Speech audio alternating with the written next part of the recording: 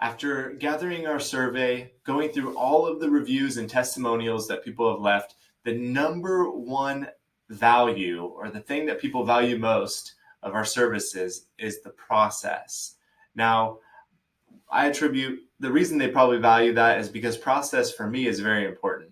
I used to be a project manager. I helped my family who they have a construction company, and I also did some automation and very, very lightweight programming. And process is very important. Certain things have to happen in order for the success of the project to occur, right? And in building, it's no different. You have to have a solid foundation. You have to make sure the foundation is, you have to have a solid foundation. Then you have to do the studs. Then you do the drywall. Then you do the roofing. I didn't build houses, so that might not be exact. You think I would know more about the house building process, but the point is you have to do certain things in order to complete the final project, right? Well, in listing and selling your home, it's not all that different.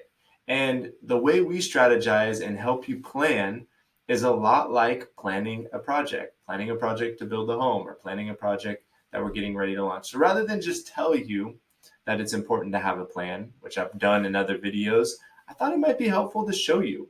Because if you're a homeowner and you're thinking about selling your home, you might want to have a better understanding of what the timeline is. I know I would. I'd want to know what to expect, what steps do I need to take, and how can I be successful when it comes time to sell my home. So rather than tell you that you should do those things, I thought I'd show you an example of one that we just recently completed, just an outline, an overview for a client that's getting ready to sell their home. Now, I'm going to switch the screen here. There's a lot of details that aren't included in this plan. This plan was designed to show the homeowner what exactly they need to do on a high level in order to accomplish their goal. Now, with the beginning of every one of my plans, I always start out with the ultimate outcome. We need to make sure that we're aligned with the absolute ultimate outcome so that we can know what we're going for, right? What is at the end of the project? What does it look like? Do we want it to look like a home, or do we want it to look like a shed? Those things could turn out very differently if you don't have a proper plan. So the ultimate outcome in our case here was to sell this client's home in Roseville for the absolute highest price possible and the best terms. Find a buyer that's willing to allow flexible timeline and up to 59 days rent back so they don't have to move twice. Ideally, moving directly from Roseville home and into their new home in Texas is the ultimate outcome. So, what do we need to do to get there? We need to do a staging consultant and a prepping checklist. We need to prepare the house for photos. We need to, of course, sign the listing paperwork and get everything dialed in there. We need to do the photography date. We need to know the on-market date. And here's some other just preliminary notes. Like, I looked up at Airbnb because they have animals and it might be less stressful to go stay somewhere else during this time. Here is this is, by the way, a pretty quick-paced timeline. I have some clients that I met with in like September of last year that have not yet put their house on the market. So in some cases, our timeline is months before actually getting ready to, take photos and get the house on the market. But in this case, this is somewhat of a quick turnaround, and we did a staging appointment on Friday. We had an entire week to prepare for the home, for photos. We actually ended up moving the date photography to be the 26th. I think my original outline said this date, but we needed another weekend in order to get everything done. Plus, these particular clients were traveling to Texas so they could look at properties while they were so in the meantime, this is all prep work, prepping for photos, and then boom, the photography date. Then officially their house goes on the market on the Wednesday of the following week. From there, we have planned to have their house on the market getting good activity and showings between Wednesday and Saturday. They specifically do not want showings on Sunday because that is Easter Sunday. And there's not going to be any showings on Monday because for this property in this neighborhood, our particular plan includes only 1 weekend of advertising and marketing and showings. I intend to have this home in escrow officially on the 7th of April. Now, from there, we have to understand what happens next. The building process is not complete once your home is in escrow. In fact, it's just begun, because if we don't actually get it through escrow and we don't get it closed, then they don't get to move on to their house in Texas, and our house falls apart. Our metaphorical house that we're building falls apart.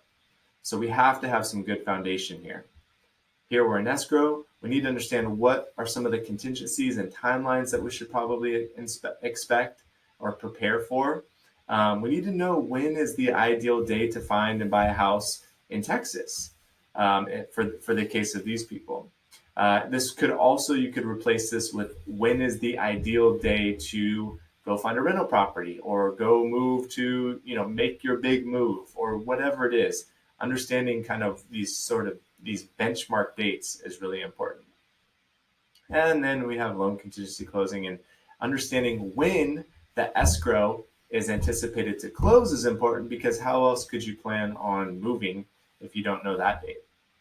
From there, our goal is to remain in possession and to rent back.